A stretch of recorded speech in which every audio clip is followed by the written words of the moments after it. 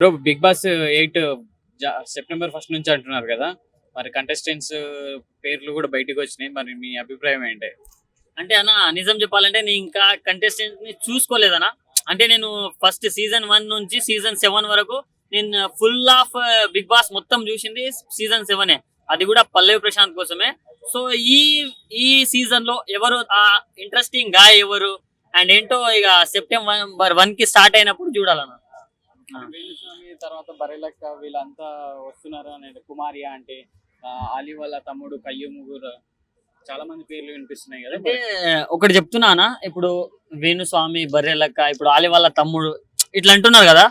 అలాంటప్పుడు big boss కి వచ్చిన టిఆర్పీస్ కావచ్చు అండ్ దానికి వచ్చిన ఫేమ్ కావచ్చు, బిగ్ బాస్ కొంచెం డౌన్ అయ్యే ఛాన్సెస్ ఉందా.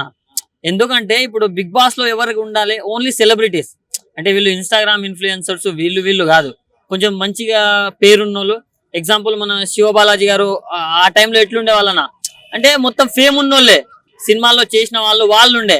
సో కామన్ మ్యాన్ కూడా వెళ్ళాలి. బట్ ఎవరు కొంచెం మొన్న పల్లవి ప్రశాంత్ వెళ్ళారు కదా, అలాంటి వాళ్ళు వెళ్ళాలి. అంతేగాని ఎవరంటే వాళ్ళు ఇప్పుడు ఎగ్జాంపుల్ బర్రెలక్క కంటెస్టెంట్ కాదని నా ఫీలింగ్.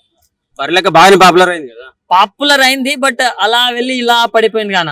ఇప్పుడు బర్రెలక్క అంటే అంతేం లేదు బయట. వేణుస్వామి ట్రెండింగ్ లో ఉన్నాడు కదా. వేణుస్వామి ట్రెండింగ్ ఉన్నాడు, ఆత్మహత్య చేసుకుంటా అంటున్నాడు, ఏమేమో చేస్తున్నారు ఇక దానికోసం ట్రెండింగ్ లో ఉన్నాడు. కానీ ఆయన ఆత్మహత్య చేసుకుంటున్నా అంటున్నాడు కాబట్టి ఒకవేళ ఆత్మహత్య చేసుకుంటే ఎవరు అవుతారన్న బిగ్ బాస్ కి. మీ అభిప్రాయం ఏంటో? అంటే ఓకే ఓకే పర్లేదు అనిపించింది అన్న. అంటే మరీ అంత హైప్ ఏం ఎక్కలే బట్ ఓకే అనిపించింది.